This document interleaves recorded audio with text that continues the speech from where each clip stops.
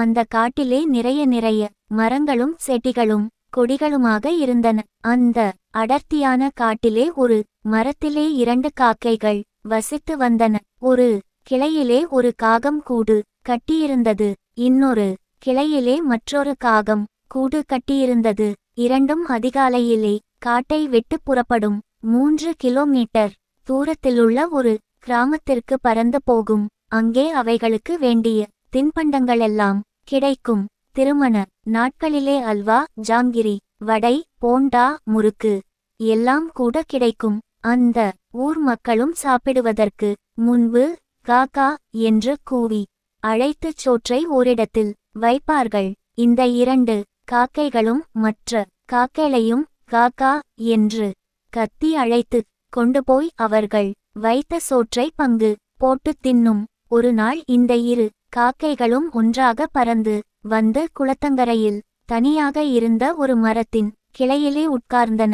அவை எடுத்து வந்த தின்பண்டங்களை காலடியில் வைத்து சிறிது சிறிதாகச் சுவைத்துச் சாப்பிட்டு கொண்டிருந்தன. அப்போது ஒரு காக்கை இன்னொரு காக்கையை பார்த்து, நாம் தினந்தோறும் காட்டிலேயிருந்து இந்த ஊருக்கு பறந்து வருகிறோம். இந்த ஊரிலேதான் நமக்கு வேண்டிய உணவெல்லாம் கிடைக்குது. இவ்வளவு தூரம் தினமும் பறந்து வரணுமா? இதோ இப்போ நாம் இருக்கிற மரத்திலே நீ ஒரு பக்கமும் நான் ஒரு பக்கமுமாக கூடு கட்டிக்கிட்டு இருக்கலாமே, வீணா அலைய வேண்டாமே என்றது. அதற்கு இன்னொரு காக்கை, இது ஒரு தனி மரம், நெட்டையாக ஒல்லியாக இருக்குது. பார்த்தால் ரொம்ப வயசானது போல தோணுது. இதிலே கூடு கட்டுறது ஆபத்து. அத்தோட நாம கூடு கட்டி அதிலே முட்டையிட்டு அடை காக்கிற காலத்திலே ஜாக்கிரதையா இருக்கணும். இந்த ஊர் பசங்களிலே சிலர் பொல்லாதவங்களா இருப்பாங்க. நாம் இரை தேட போற சமயம் பார்த்து அவங்க மரத்து மேலே ஏறுவாங்க. நம்ம கூட்டிலேயிருக்கிற நீல நிற முட்டைகளை பார்த்ததும் அதுகளை எடுத்து போனாலும் போயிடுவாங்க. காடுதான் நமக்குச் சரி, இந்த தனிமரம் சரிபடாது என்று விவரமாகச் சொன்னது. ஆனால் முதலில் சொன்ன காக்கை கேட்கவில்லை. நாம 2 பேரும் இந்த மரத்திலே தங்கலாம். ஏன் நாம ஒவ்வொரு நாளும் காலையிலே எழுந்திருச்சு காட்டிலேயிருந்து இங்கே பறந்து வரணும். அப்புறம் இருட்டுறப்போ திரும்பி பறந்து காட்டுக்குப் போகணும். இது வீண் வேலை என்று திரும்ப திரும்பச் சொன்னது. நான் காட்டிலேதான் இருப்பேன், இந்த மரத்திலே வசிக்க மாட்டேன். சரி, அப்படின்னா நீ காட்டுக்குப் போய் அங்கே இரு. நான் இந்த மரத்திலேயே கூடு கட்டுறேன். உன் மனசை மாத்தவே முடியாது. நீ இங்கேயே இரு, நான் காட்டுக்கு போறேன் என்று கூறிவிட்டு காட்டுக்குச் சென்ற காக்கை தினமும் அதிகாலையில் காட்டிலிருந்து பறந்து கிராமத்திலுள்ள குளக்கரை மரத்துக்கு நேராக வரும். பிறகு 2ம் சேர்ந்து ஊருக்குள் இரை தேடப் போகும். இப்படியே 3 மாதங்கள் ஓடிவிட்டன. காட்டிலேயிருந்த காக்கையும் முட்டையிட்டு குஞ்சு பொரித்திருந்தது. குளக்கரை மரத்திலேயிருந்த காக்கையும் முட்டையிட்டு குஞ்சு பொரித்திருந்தது.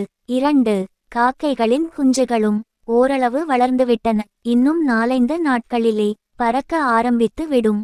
அன்றைக்கு அதிகாலை 3 அல்லது 3:30 மணி இருக்கும்.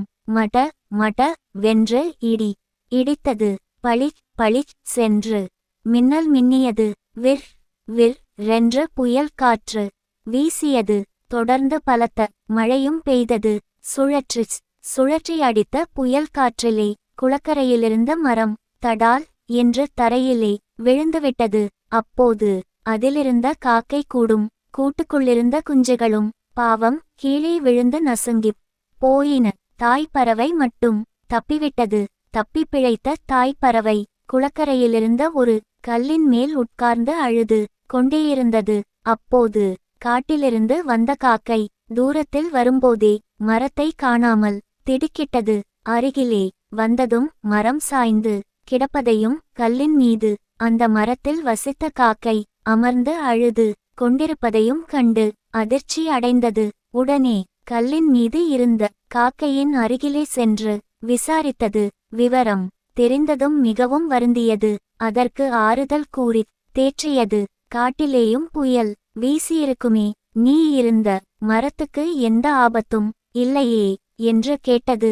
அழுகையை நிறுத்திய காகம், நான் இருந்த காட்டிலேயும் புயல் பலமாகத்தான் வீசிற்று. ஆனால் பக்கத்திலே மரங்களும் செடி கொடிகளும் இருந்ததால் புயலின் வேகத்தை அவைகள் தடுத்துவிட்டன. ஒரு மரம் கூட விழலை. இங்கே நீ இருந்த மரம் தனி மரமா இருந்ததாலே புயல் அதை சுலபமாய்ச் சாய்ச்சிடுச்சு. ஆமா, நீ சொல்றது சரிதான். கூடி இருந்தால் கோடி நன்மை என்பாங்க. மரங்களெல்லாம் சேர்ந்திருந்த காரணத்தினாலே புயலாலே ஒன்னும் செய்ய முடியல்லே. அன்னிக்கு நீ சொன்னதை கேட்டு அதன்படி நடந்திருந்தால் என் குழந்தைகளை நான் பறி கொடுத்திருப்பேனா? இன்னிக்கு ராத்திரியே நான் உன்னோடே காட்டுக்கு வந்துடுறேன். உன்னோடே அந்த மரத்திலே நானும் முன் போல கூடு கட்டி வசிக்க முடிவு பண்ணிட்டேன். சரி, அப்படியே செய்யலாம். அன்று பொழுது சாயும் நேரத்தில் 2 காக்கைகளும் ஒன்றாகச் சேர்ந்து காட்டை நோக்கி பறந்து சென்றன.